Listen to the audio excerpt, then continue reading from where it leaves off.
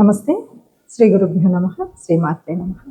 ఆదిత్యాయ చ సోమాయ మంగళాయ బుధాయ వృషభృషణిభ్యే రాహవే కేతవే నమః.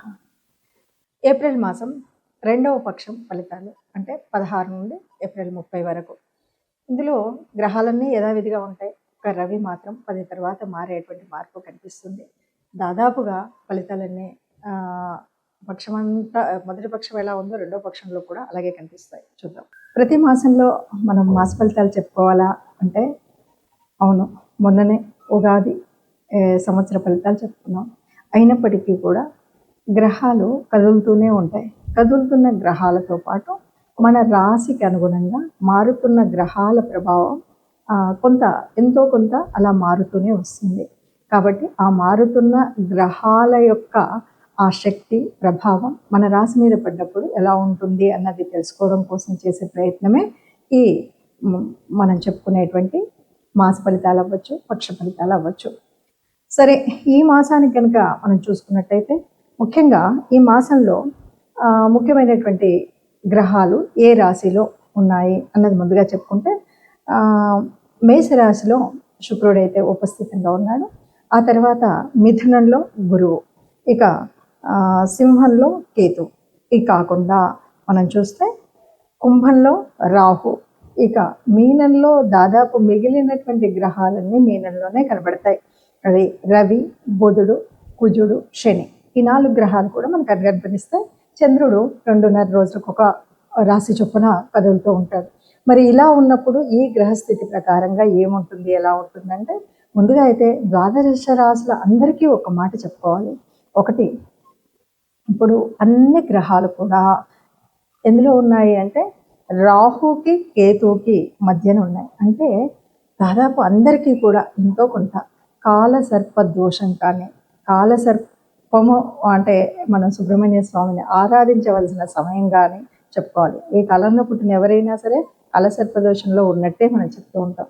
దానికి అధిదేవత అయినటువంటి సుబ్రహ్మణ్య స్వామిని ఆరాధించడం అనేటువంటిది ముఖ్యమైనదిగా చెప్తాం. మరి ఇప్పుడు ఏప్రిల్ మాసం నుండి కొంతకాలం వరకు ఈ కాలసర్ప దోషంలో అందరూ దాదాపు అన్ని రాశుల వారు ఆ కాలసర్ప దోషంలో ఉన్నట్టే లెక్క. కాబట్టి వీలైనంత వరకు ఒక ముందు జాగ్రత్తగా వీలైనంత వరకు ఎక్కడైనా సరే సుబ్రహ్మణ్య స్వామి ఆరాధన, సుబ్రహ్మణ్య స్వామి దేవాలయాలను దర్శించడం, అర్చించడం అనేటువంటిది ముఖ్యమైన కార్యంగా చేసుకుంటూ మరి ఈ మాసం 2026 ఏప్రిల్ మాసానికి అసలు ఈ మాస ఫలితాలు ఎలా ఉన్నాయో తెలుసుకుందాం. వృషభ రాశికి 2లో గురువు, 4లో కేతువు, మరి 10లో రాహు, 11లో రవి, బుధ, కుజ, శని, 12లో శుక్రుడు ఉన్నాడు. మరి ఈ రకంగా గ్రహాలు ఉన్నప్పుడు మరి ఈ రాశి యొక్క ఫలితాలు ఎలా ఉన్నాయి అని కనుక మనం చూస్తే నెల ప్రారంభంలో చాలా బాగుంటుందనే చెప్పొచ్చు. తలపెట్టుకున్నటువంటి పనులన్నీ కూడా పూర్తి చేసుకోగలుగుతారు ఎవరైనా సరే.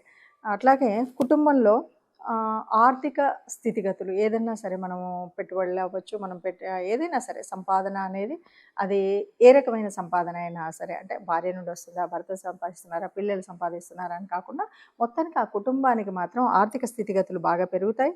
విద్యార్థులకు కూడా మనం చెప్పాలి అంటే మంచి సమయం అనే చెప్పొచ్చు. వ్యాపారాలు కానీ ఇంకేదైనా యంత్రాలు కొనుక్కోవడము, కొన్ని రకాలైనటువంటి వస్తువులను కొనుగోలు చేస్తాం కదా వ్యాపారం కోసం, అలాంటివి చేసుకోవడం అనేటువంటిది అయితే కనిపిస్తుంది. ఏది చేసినా సరే మన నిర్ణయాలకు అనుకూలంగానే పరిస్థితులు అయితే ఉంటాయి. సరే, ఇంకా మన కుటుంబ విషయానికి వస్తే సోదర మైత్రి కానీ, కుటుంబంలో ఇంకా విందులు, వినోదాలు, ఏదో పండుగ చేసుకోవడం, నలుగురిని పిలుచుకోవడం, ఇలాంటివన్నీ కూడా చాలా ఉంటాయి. ఇక 2వ పక్షంలో అంటే ఇదంతా కూడా మొదటి పక్షం కదా, 2వ పక్షంలో మిగతా వాటితో పాటు ద్వితీయార్థంలో కొన్ని జాగ్రత్తలు తీసుకుంటే సరిపోతుంది. అంతకుమించి పెద్దగా తేడా లేదు.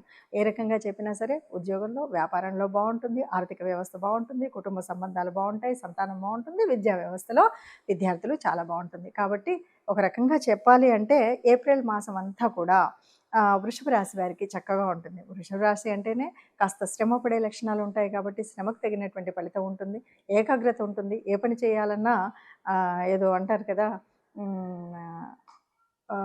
కష్టపడే ఎద్దులతో పోలుస్తూ ఉంటారు.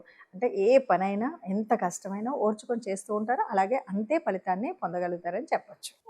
ప్రతి సంవత్సరం చెప్పుకున్నట్టుగా, ప్రతి మాసం చెప్పుకున్నట్టుగా మాస ఫలితాలు చెప్పుకుంటూ ఉన్నప్పుడు కొన్నిసార్లు చెప్పిందే చెప్పినట్టుగా, మొన్న విన్నదే ఇప్పుడు విన్నట్టుగా అనిపిస్తూ ఉంటుంది. దానికి కారణం ఏంటంటే అన్ని గ్రహాలు తిరగవు కదా! కొన్ని గ్రహాలు మాత్రమే కదలిక ఉంటాయి.